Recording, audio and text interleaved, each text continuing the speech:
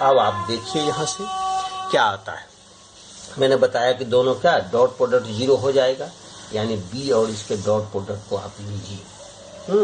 तो कैसे होता है द प्लेन, क्या करेंगे देखिए, क्या दोनों का डॉट प्रोडक्ट क्या होता है 0 हो जाए, क्योंकि यहाँ से क्या हो जाता है i minus J plus 4k को क्या कर देंगे डॉट कर देंगे, किससे i प्लस 5j और प्लस k से। तो देखो i को i से करेंगे तो 1, j को यहाँ से करेंगे क्या तब -5 और 4 को 1 से करेंगे that is 4। This is equal to 0, यानी दोनों वेक्टर का डॉट प्रोडक्ट क्या हो गया 0। इसीलिए है ना ये लाइन इसके प्लेन के क्या हो गया पैरेलल हो गया, इसलिए line is parallel to parallel किसके प्लेन के लाइन पैरेलल हो गया। अब कहता है कि क्या also find the distance between them, दोनों के बीच क्या डिस्टेंस मालूम करना है। तो देखिए ये लाइन है, सपोज दैट ये लाइन है और ये आपका प्लेन है। तो दोनों तो पैरेलल हो गया, यानी ये इसका जो नॉर्मल है वो आपस में क्या परपेंडिकुलर हो गया, है ना, परपेंडिकुलर हो गया। तो यहाँ पर ये मान लेते हैं अगर ये ए पॉइंट से पास करते तो दिस इज पॉइंट ए, इसका कोऑर्डिनेट क्या हो जाएगा 2, -2 और 3। प्लेन का इक्वेशन आपके पास क्या दिया हुआ है, प्लेन का इक्वेशन क्या दिया हुआ है देखो i यानी कि x plus 5y plus z -5 equal to 0। अब देखो इस पॉइंट से इस प्लेन पर का परपेंडिकुलर डिस्टेंस मालूम करता है। अगर स्मॉल p होता हो तो स्मॉल p का मेरा वैल्यू कितना हो जाएगा, देखो 2 पुट करेंगे 2 -10 plus 3 -5 divided by √1 plus 25 plus 1 हो गया। मेरे पास वैल्यू कितने हो गए 3 to 5, 5 या इसका मोड निकाल लेंगे, मेरे पास वैल्यू हो जाएगा 10 by √27। This is your answer. एक तो देखिए बहुत अच्छा क्वेश्चन है, थोड़ा ट्रिकी क्वेश्चन है। कहता है find the shortest distance, find the shortest distance क्या है शॉर्टेस्ट डिस्टेंस मालूम करना। Find the shortest distance, find the shortest distance between plane, plane के बीच, बिटवीन प्लेन्स। पहला है x plus y minus z plus 4 is equal to 0। दूसरा है 2x plus 2y minus 2z plus 10 is equal to 0। देखिए वो इसे कहने के लिए तो दोनों प्लेन के बीच क्या पैरेलल डिस्टेंस हम मालूम करेंगे, लेकिन पैरेलल डिस्टेंस और शॉर्टेस्ट डिस्टेंस में देखिए क्या किस हम दोनों को देखो काम कर रहे हैं। तो पैरेलल डिस्टेंस अगर परपेंडिकुलर डिस्टेंस हम यहाँ लेते हैं तो यह देखो दोनों प्लेन आपस में क्या है पैरेलल प्लेन है, दोनों पैरेलल प्लेन है। जब दोनों पैरेलल प्लेन है तो सब parallel perpendicular distance the shortest distance.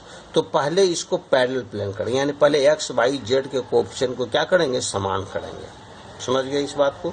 तो यहाँ से हम काम करते हैं तो देखिए किस प्रकार से काम करते हैं। तो दोनों प्लेन है तो कैसे करते हैं, यहाँ से आता है तो मेरा इसको हम लिखेंगे x plus y minus z plus 5 is equal to 0 हो गया।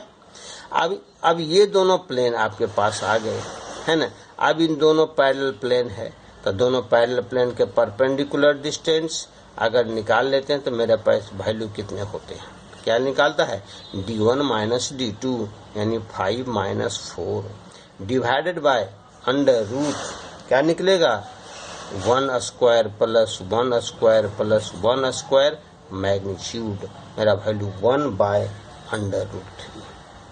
यहाँ देखना हमको यही कि पैरेलल प्लेन है कि नहीं। 1 बाय अंडर रूट 3 किस प्रकार से हम निकाल सकते हैं। देखिए एक अदर इक्वेशन मालूम कीजिए।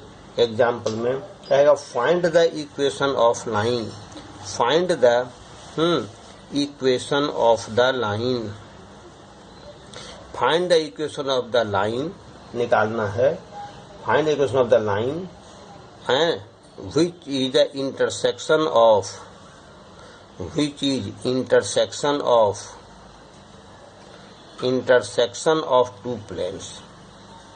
intersection of two planes, दो प्लेन का क्या है इंटरसेक्शन है।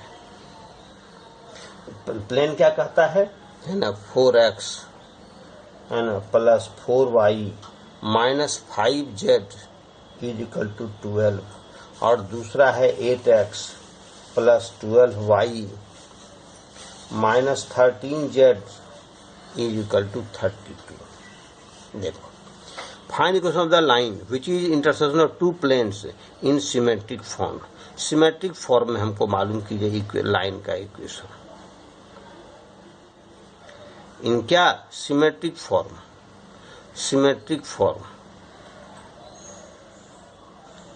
तो देखो ऐसे भी इसको लिखा रहेगा, ये लाइन का इक्वेशन है, दैट इज ऐसे भी आपको लिखे रहेंगे, क्या लिखे रहेंगे 4x plus 4y minus 5z minus 12 is equal to, एक लाइन है 8x plus 12y minus 13z minus 32। ये दो क्या है लाइन है, ऐसा दो प्लेन है, दिस इज इक्वल टू 0। ये आपको क्या है एक लाइन है, इसको सिमेट्रिक फॉर्म में लिखिए। तो देखिए कैसे लिखते हैं, यहां से समझिए।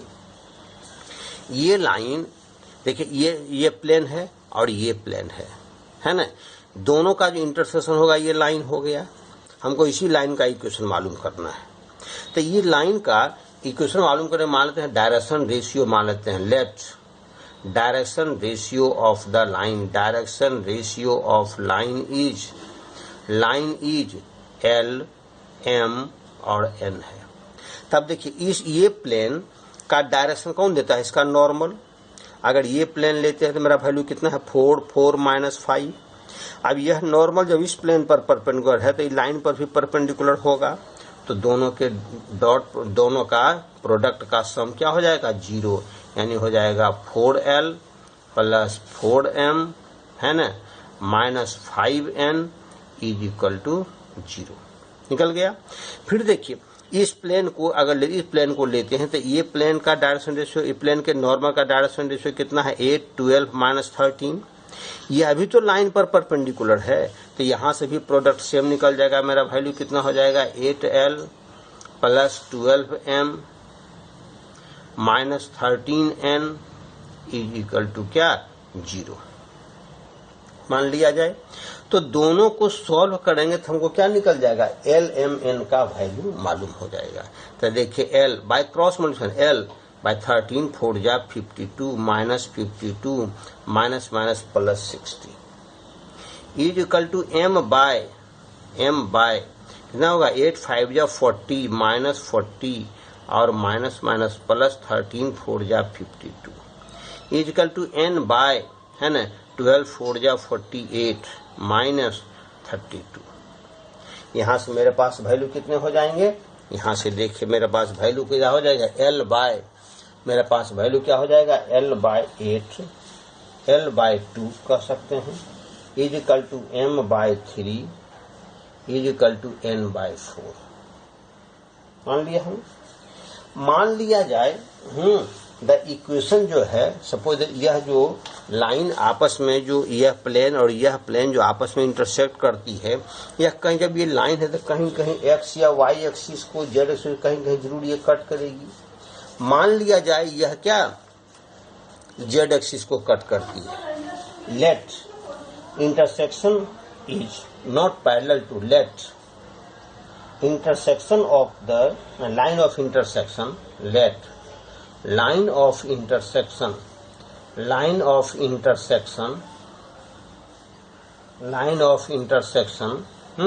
crosses z axis, क्रॉस करता है z axis को, crosses z axis, sorry crosses किसको do not parallel to, मैंने वो z axis को क्रॉस करेगा तो z वहां पर क्या z तो कुछ रहेगा ही, सपोज मान लो एक्स एक्सिस को क्रॉस करता है तो वहां पर जेड क्या हो जाएगा, या एक्स वाई प्लेन को क्रॉस करता है। Let line of intersection, line of intersection not parallel to, ये लाइन ऑफ इंटरसेक्शन यहाँ लिखे, line of intersection is not parallel to, not parallel, यह पैरेलल नहीं है किसके, Y Z X Y plane के, नॉट पैरेलल टू, है ना, एक्स वाई प्लेन। जब एक्स वाई प्लेन के यह पैरेलल नहीं है तो यह कहां से क्रॉस करेगा, यानी कि इसका लाइन ऑफ इंटरसेक्शन कहां हो जाएगा, इसीलिए line of intersection, line of intersection क्या हो जाएगा, लाइन ऑफ इंटरसेक्शन क्या हो जाएंगे, अल्फा बीटा और जीरो हो जाएगा। आज को अल्फा बीटा प्लेन को क्या करेगा, सेटिस्फाई करेगा, इसीलिए प्लेन को सेटिस्फाई करेगा, इसलिए क्या लिखेंगे, 4 alpha plus 4 beta minus 12 is equal to 0, और दूसरा हो जाएगा 8 अल्फा प्लस 12 बीटा, है ना, माइनस 32 इक्वल टू 0।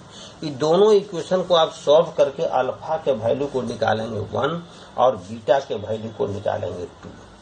अब देखिए अल्फा बीटा मालूम है, यानी एक्स वाई जेड कोऑर्डिनेट मालूम है, और उसका डायरेक्शन रेशियो भी 2, 3, 4 मेरे पास मालूम है, 2, 3, 4 मालूम है ना। Direction ratio of D R's of line of intersection, line of intersection मेरे मालूम है।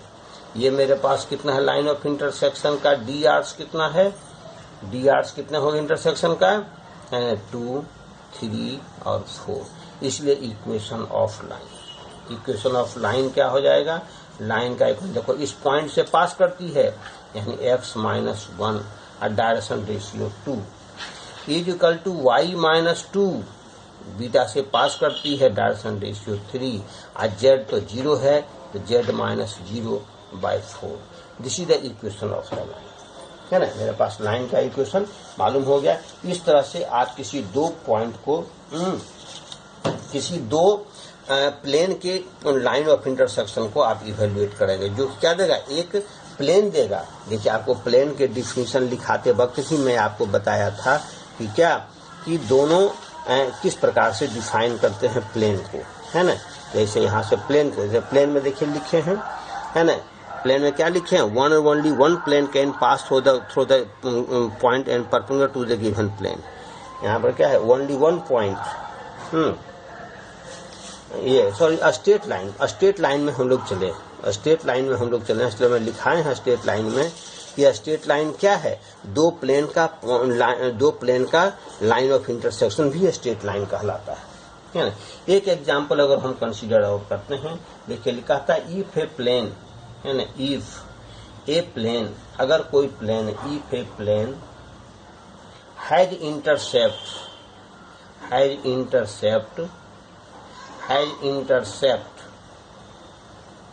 at axis, intercepts on axis, intercepts ABC intercepts है on axis, एक्सिस पर इंटरसेप्ट ABC दिया हुआ है, and is at a distance, so and is at a distance of at a distance of P from origin,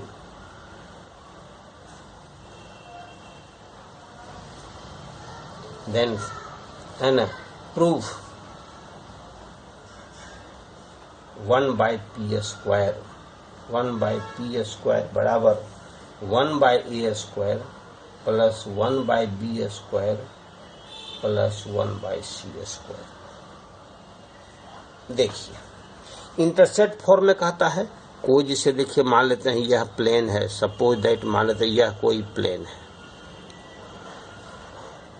यह plane है, इसका x इस पर इंटरसेप्ट ए है, इस पर इंटरसेप्ट बी है, इसका इंटरसेप्ट सी है। यह ओरिजिन हो गया आपको, है ना।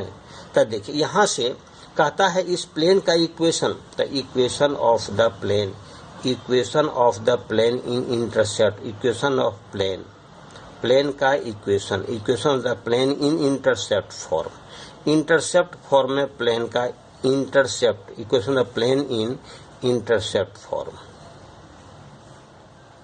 इंटरसेप्ट फॉर्म में क्या होता है प्लेन का इक्वेशन, इंटरसेप्ट फॉर्म में क्या होगा प्लेन का equation, x by a plus y by b और plus z by c is equal to 1, यानी -1 बराबर 0 आप ले सकते हैं।